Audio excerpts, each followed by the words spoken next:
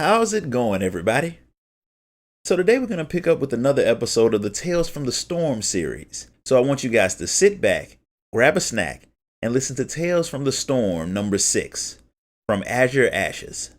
The breeze that caressed the ruined palace seemed tinged with gold.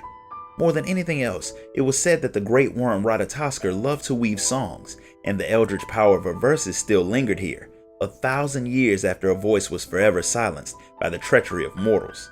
In the wake of her death, the dragons had named her home in the clouds Sor-Kai, words which mean grieving apology, out of guilt over their failure to protect her, and left the place untouched. A lone figure took in the scene before kneeling to lay a bouquet.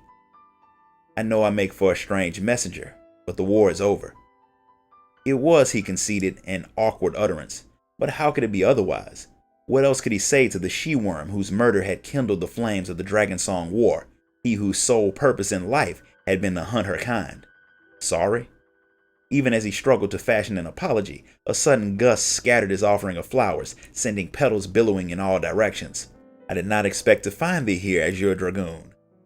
Estinian did not so much hear the voice as feel it echoing inside his mind, but he both heard and felt the beating of mighty wings that followed. Looking up, he beheld a familiar white form descending. Racevelger. So much for privacy. Following Nidhogg's defeat and his miraculous rescue upon the steps of faith, Estinian had remained in the Holy See only long enough to witness his old friend Emmerich appointed Lord Speaker of the House of Lords. He had then quietly taken his leave, not with the mind to forsake his homeland, but to ponder how he might serve it in this new age. With the war at an end, he reasoned, his presence was no longer required. There was no place for a man who had spilled as much dragon blood as he, much less one who had turned lance and fang upon his own people as his enemy's thrall. Where to, then, for Ishgard's unwanted champion?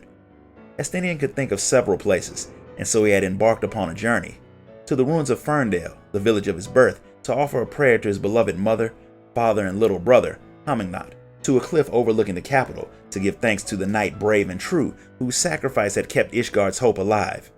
To the floating continent Azizla, to pay tribute to the maiden of conviction, who blazed a path for her comrades by burning the candle of her life. His old self would have never contemplated such a sentimental journey, but times had changed, and so had he. Last of all, he had come to Sor-Kai, to voice his regret to the long-departed Ratatoskr, a visit he had hoped would go unnoticed. "Spying ill becomes you, worm," Estinian growled. The great worm's muzzle contorted into what must have been a smile. "Ah, do I intrude? I but desired to show mine appreciation for thy gesture. My brood sister would have welcomed it." For a time, Estinian's soul had been merged with that of Nidhogg, the dread worm's tumultuous storm of emotions commingling with his own. The rancor, the fury, the grief, he had felt it all, and the grief lingered even now.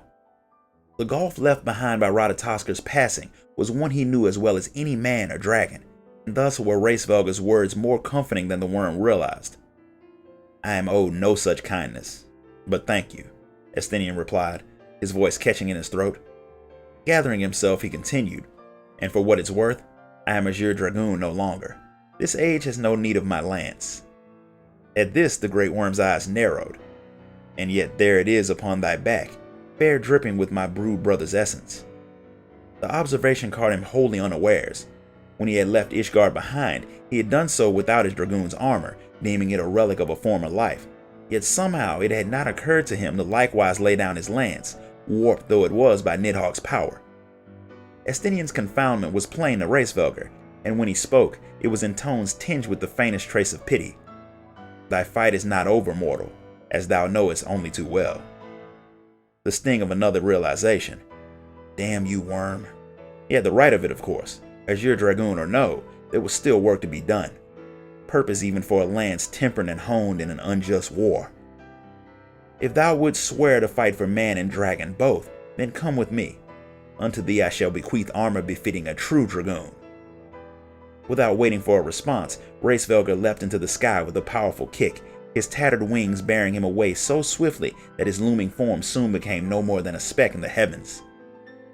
Snapping out of his reverie, Estinian dashed to his mana cutter and took off in pursuit. After a brief flight, they came to a cluster of ruins upon the fringes of Sor-Kai, a stable for wyverns during the forgotten days of harmony, Estinian guessed. There the great worm landed, and after he had followed suit, Racevelger nodded towards the heart of the ruins. They had not walked far when Estinian caught sight of what he knew at once to be their destination. By the Fury. Inside what appeared to be the remains of a barracks built for men sat several armory chests.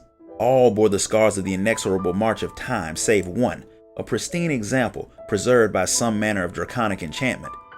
Estinian needed no further encouragement. As he approached the chest, Racevelger broke the silence. In the beginning, dragoons were men who fought beside dragons, not against them. Ratatoskr took great pleasure in bearing such fearless souls upon her back, and thus did she bless their armor with her power.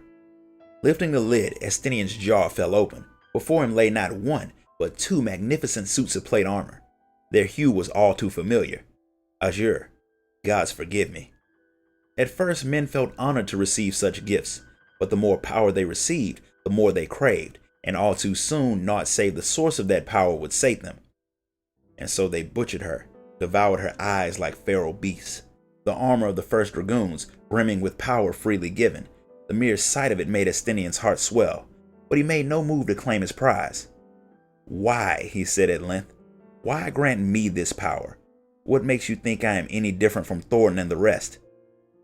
At this the worm paused, head lowered, before answering softly. A maiden did give me cause to believe in thy kind once more. Only after another lengthy silence did he continue. Never was this armor worn. It wanteth for a master, a true dragoon. Thou hast cast aside one azure. If thou wouldst take up another, it is thine. A short while later, Estinian emerged from the barracks with new armor and newfound purpose. The azure plate gleamed brilliantly as it caught the light of the midday sun. Such armor deserves a name, he declared, and I know one which befits it well. Racevelger stared at him expectantly. Iceheart, for it shall watch over a man ignorant of all things save how to wield a lance steeped in anger. At these words, Racevelger threw back his head and let loose a mighty roar, both of approval and amusement. The dragoon had chosen well. When Estinian finally left the churning mist, his feet carried him almost of their own volition towards the battlefield once more, there to cut a path for his comrades whose struggles yet continued. Time went by, and the war for Alamigo's liberation found the forces of the Eorzean Alliance at the fortress city's doorstep. From his cliffside vantage point, Estinian watched as the host wended its way through the locks, a great serpent with soldiers for scales. Though they were too far away to see, he doubted not but that his comrades were among them. Emmerich, Alphino, the warrior of light. He had silenced the monstrous cannon at Castrum Abania to pave their way, the final act of casting down the Garleans he left to them. Something else demanded his attention, a matter for him alone. Make that two matters, he inwardly corrected. Spent of ether as they were, it had been no easy task to track them down.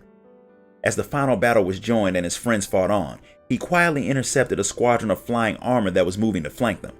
It was then that he felt the call, a power he knew as intimately as he knew himself, emanating from the skies high above the royal palace. Pulling the tip of his lance free of a smoldering wreck, he struck out at a brisk run, making his way through the unfolding chaos. But by the time he finally emerged in the gardens of the royal menagerie, it was all over. All save his own task. Even without seeing them, he knew exactly where they lay. Striding through the exotic flowers, heedless of their beauty, he came to a halt at a patch like any other. And there they were, Nidhogg's eyes staring blindly up at him. Well, well, well. What a fine mess we've made. He greeted them as old friends. All but spent feeding that primal, eh? Well, you won't be making any mischief with that amount of ether. He drew his lance, named for his nemesis and the dragon he himself once was, and aimed its deadly point at one helpless eyeball. Still, better safe than sorry. Bracing himself, body and soul, he plunged into the eye. It gave way readily, turning into black mist and disappearing into the crimson sky. Wasting no time, he then consigned its twin to the selfsame fate. There ends your hateful legacy. Thus did Estinian's journey come to an end, a journey which has seen him revisit the past and in so doing find a future. His lifelong battle having reached its true conclusion, he could finally begin anew. None can say whither his road will lead, whether the skies that greet him will be the striking blue of day, the blazing crimson of dusk, or the deepening black of twilight. Yet wheresoever he should find himself, one thing is certain. He will ever wield his lance for man and dragon both. So that's it. How'd you guys enjoy this story? If you liked it, hit the like button, subscribe, and donate to the channel so I can keep bringing you guys new content. Until next time, guys. Later.